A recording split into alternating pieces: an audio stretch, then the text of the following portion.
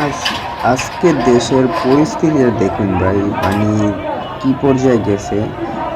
সরকার অধপতনের পর থেকে বাংলাদেশের অবস্থা এতটাই খারাপ যে এটার আইন শৃঙ্খলা আজ পর্যন্ত কন্ট্রোল করার মতো কোনো পরিস্থিতি হয়নি।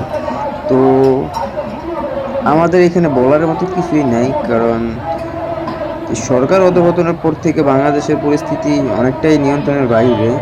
তো আজকে দেখতে পারতেছেন এই যে সিটি কর্পোরেশনে এখানেও এসে তারা হামলা করছে, অটো ড্রাইভার সবাই মিলে। মানে সবার হাতে এ, সব মানে অস্ত্র শস্ত্র নিয়ে তারা হামলা করছে, যে এখন একটা মেয়েও এখানে তালা ভাঙতেছে। কিন্তু কি বলবো ভাই, মানে বাঙালি মানে এতটা উচ্ছৃঙ্খলা হয়ে গেছে এই 2024 অভ্যন্তরে সরকারের পদপতনের পর থেকে। মনে হয় যে বাঙালি হিংস্র জানোয়ারের মতো হয়ে গেছে। তো কিছু তো একটা বলার মতো থাকে মানে মানুষের প্রতি, কিন্তু বাঙালি জাতিকে কিছু বলার মতো পরিস্থিতি আর নাই। কারণ তারা এখন হিংস্র জানোয়ার, কারণ 15টি বছর তাদেরকে শেখ হাসিনা সরকার মানে জিম্মি করে মানে অস্বাধীনতাভাবে রেখেছিল। তার জন্য এখন তারা স্বাধীন হয়ে তারা এখন বাংলাদেশটাতে নিজেদের দেশে নিজেরা অরাজকতা চালাতেছে। লুটপাট, ভাঙচুর, যাদের যেটা ইচ্ছা একটা সংগঠন তৈরি করে দিয়ে যত খ্যাপ চোর সব ওইখান দিয়েই মানে পাস করে। তো আপনারা এইটুকুই দেখে বুঝতেছেন যে বাংলাদেশের পরিস্থিতি আজকে থেকে মানে কি হয়ে দাঁড়াবে। তো একটা আইন শৃঙ্খলা যখন বিলো যখন এটা এখান থেকে ব্যর্থ হয়, দেখুন একটা লোককে কিভাবে মারধর করতেছে। মানে কিছু বলার নাই। মানে ওরা কি আসলে অটো ড্রাইভার, নাকি ওরা কোনো শিশু সন্ত্রাসী, নাকি ওরা কোনো হাতে দাও, আর ওদের হাতে বড় দাও নিয়ে ওরা বের হয়ে গেছে। মানে ওরা কি মানে এখানে কি মারামারি করতে আসছে, নাকি লুটপাট করতে আসছে, নাকি এখানে কুয়াকুবি করতে আসছে। ওরা ওদের দাবি জানাতেছে, দাবি জানাও ভাই। কিন্তু তোমরা এখানে আইসা মারধর, তারপরে হাতে দাও নিয়ে মানে কি বুঝাতে চাইতেছো? তোমরা কি মানে অটো ড্রাইভার? ওই দেখতে পারতেছেন ভাই, এই যে একটি ভাইয়ের হাতে মানে দাও। তো কিছু বলার নেই এদেরকে। মানে এটা হচ্ছে নারায়ণগঞ্জের। তো যেহেতু ও এখানে প্রশাসনিক এখনো কোনো স্টেপ নেই, তো ওরা লাস্ট পর্যন্ত এসে ওদের দাবিটাই ওরা জানালো। কিন্তু ভাই আমি কি বলবো, এদেরকে বলার মতো কোনো ভাষা আমার নেই। এখানে ছোট হতে বড় সবার হাতেই লাঠি নিয়ে চলে আসছে। তো কিন্তু উভয়ই কিন্তু সবারই দোষ থাকে, আসলে দোষ একদিক থেকে কিন্তু হয় না। তো এইটাই মাথায় রাখতে হবে, কারণ ওদেরও দোষ আছে বলেই কিন্তু ও এমনটা হয়ে থাকে। কিন্তু আসলে ওরা এত বছর ওরা কিছু বলে নাই। এখন ওদের সুযোগ দেখে ওরা তাই সুযোগটাই কাজে লাগাচ্ছে।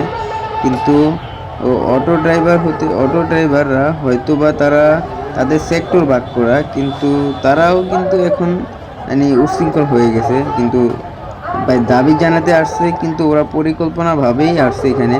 কিন্তু ওরা যে বলতেছে যে ওরা দাবি জানাতে আসছে, কিন্তু আসলে এটা ওদের দাবি জানানো না, এটা ওদের আগে থেকেই পরিকল্পনা ছিল যে ওরা এই সিটি কর্পোরেশনটা আসে এখানে ভাঙচুর করবে, মারামারি করবে, মারধর করবে। যেমন ওরা সেটাই করছে। যেমন কি ওরা হাতে করে দাও নিয়ে চলে আসছে।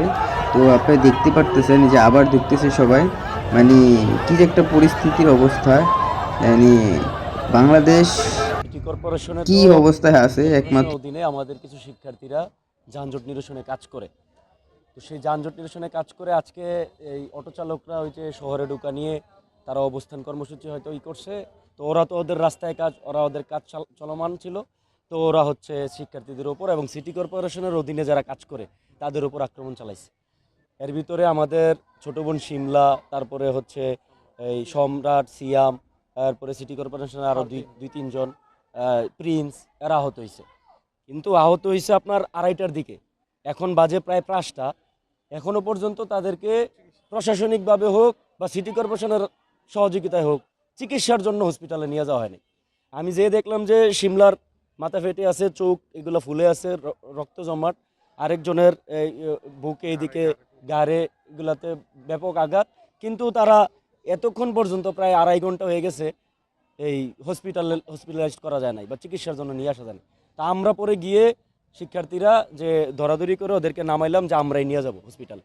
এখন নিয়ে আসার পথে এই খুব সুন্দরভাবে আমরা ওদের নিয়ে গেট খুলে নিয়ে আসছি। পিছন থেকে এই সন্ত্রাসী টাইপের মতো করে প্রায় 40 জনের মতো হাতের তালি দিতে দিতে নিয়ে আসতেছে। কি হয়েছে, এই আহতদেরকে চিকিৎসা করার জন্য নিয়ে যেতে দিবে না। এখন বাধা দেওয়াতে আমরা আবার হ্যাঁ ওদের তো চিন্তাছি না, মানে এইখানেই ওই যে সিটি কর্পোরেশনের সামনে যারা ছিল তারা দ্রুত গতিতে মানে হাতের তালি দিতে দিতে আসছে, আমাদেরকে মানে আহতদেরকে চিকিৎসা নিতে দিবে না। তো পরে আমরাও ওই যে আমরা যারা আছি ওদেরকে করলাম, বুঝাইলাম যে আহতদেরকে তো আগে চিকিৎসা দিতে হবে, পরে যেটা হয় সেটা পরবর্তীতে ফায়সালা আইনিভাবে হবে, প্রশাসনের যে সিস্টেম সেইভাবে হবে। তো তারপরে আমরাও একটু কইরা দৌড়াদৌড়ি দিয়ে পরে নিয়ে আসছি, এখন ভিতরে আছি। এখানে সিটি কর্পোরেশন নিয়ে আসা 3000 টাকা হয়রানিমূলক দাবি করে। কেউ একটা বাচ্চা পরীক্ষার ফিস দিতে যাইব, সে হয়রানির শিকার হয়ে যায়। তারা নিজ আইন না এই নির্যাতন নিপীড়ন যে গাড়িগুলা ধরে না 3000 টাকা দাবি করে। তো অনেকেই মনে করেন ভুক্তভোগী, তারা দিন না দিন খায়, তারা কর্মজীবী মানুষ, তারা এই টাকাটা কোথায় পাইব?